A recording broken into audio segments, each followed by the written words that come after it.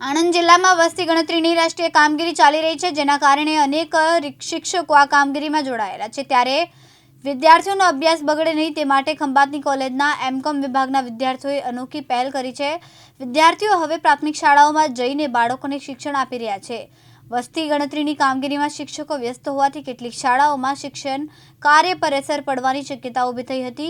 આ સ્થિતિને ધ્યાનમાં રાખીને ખંભાતની કોલેજના એમકોમ વિભાગના વડા હસન રાણાએ એક નવી પહેલ શરૂ કરી હતી। તેમણે વિચાર રજૂ કર્યો કે અનુસ્નાતક વિભાગના વિદ્યાર્થીઓ શાળામાં જઈને શિક્ષણ કાર્યમાં સહયોગ આપે। આ પહેલને એમકોમના વિદ્યાર્થીઓનો સારો પ્રતિસાદ મળ્યો હતો। હાલમાં 31 જેટલા વિદ્યાર્થીઓ ખંભાત શહેર અને તાલુકાની વિવિધ પ્રાથમિક શાળાઓમાં જઈને વિદ્યાર્થીઓને ભણાવી રહ્યા છે। દરરોજ શાળા સમય દરમિયાન તેઓ બાળકોને વિવિધ વિષયોનું માર્ગદર્શન આપી રહ્યા છે, જેના કારણે વિદ્યાર્થીઓનું શિક્ષણ સતત ચાલુ રહે છે। આ પહેલથી એક તરફ પ્રાથમિક શાળાના વિદ્યાર્થીઓનું નિયમિત શિક્ષણ મળી રહ્યું છે, તો બીજી તરફ એમકોમના વિદ્યાર્થીઓને શિક્ષણ ક્ષેત્રે પ્રાયોગિક અનુભવ પણ મળી રહ્યો છે।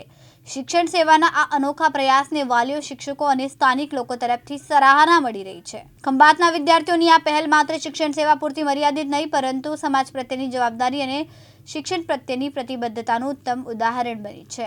હું એમકોમ ડિપાર્ટમેન્ટ ખંભાતમાં અભ્યાસ કરું છું। અમારા પ્રોફેસર હસન સર દ્વારા એક કેમ્પેઇન ચલાવવામાં આવી રહ્યું છે, જેમાં બાળકોને અમારે પ્રાથમિક શાળાના બાળકોને સ્કૂલમાં જઈને ભણાવવાનું છે। તો હવે હું મારા અનુભવની વાત કરું તો અમારો બીજો દિવસ છે, અમને ખૂબ જ મજા આવે છે। આનાથી અમારો કોન્ફિડન્સ ડેવલપ થાય છે, કોમ્યુનિકેશન સ્કિલ ડેવલપ થાય છે, છોકરાઓ સાથે કઈ રીતે કામ લેવું એ પણ અમને ખબર પડે છે અને અમને મજા આવે છે ભણાવવાની છોકરાઓ। હું ખંભાત ખાતે આવેલ કોલેજના એમકોમ વિભાગમાં અભ્યાસ કરું છું। અમારા કોલેજના વડા ડૉક્ટર હસન રાણા દ્વારા શિક્ષણ સેવા યજ્ઞની શરૂઆત કરવામાં આવી છે। અમારા કોલેજના એમકોમ વિભાગના વિદ્યાર્થીઓ દ્વારા તાલુકાની જુદી જુદી પ્રાથમિક શાળાઓમાં જઈને અભ્યાસ પૂરો પાડવામાં આવે છે।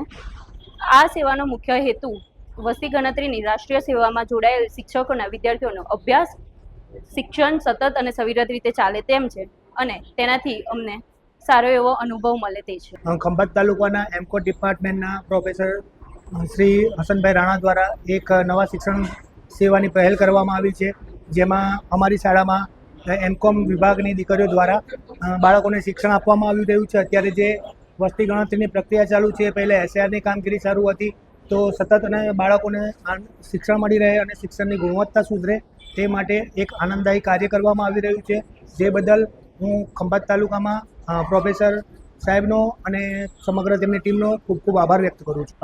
આજે પ્રવર્તમાન સમયમાં ભારત સરકાર દ્વારા વસ્તી ગણતરીનો એક કાર્યક્રમ ચાલી રહ્યો છે અને તેમાં ખંભાત તાલુકા અને શહેરની પ્રાથમિક શાળાના શિક્ષકોને ઓર્ડર મળેલ છે વસ્તી ગણતરીના, અને એ શિક્ષકો વસ્તી ગણતરીની રાષ્ટ્રીય સેવામાં જોડાયેલા હોય એમની શાળાના બાળકોનું પ્રાથમિક શિક્ષણ સતત અને અવિરત ચાલ્યા કરે તે હેતુથી મારી કોલેજના એમકોમ વિભાગના વિદ્યાર્થીઓને અમે શિક્ષણ સેવા યજ્ઞ પહેલ હેઠળ એક જવાબદારી સોંપે છે કે આ વિદ્યાર્થીઓને તમે જુદી જુદી પ્રાથમિક શાળાઓમાં જઈ ભણાવો, જેથી કરીને એ બાળકોનું શિક્ષણ કાર્ય સતત ચાલુ રહે।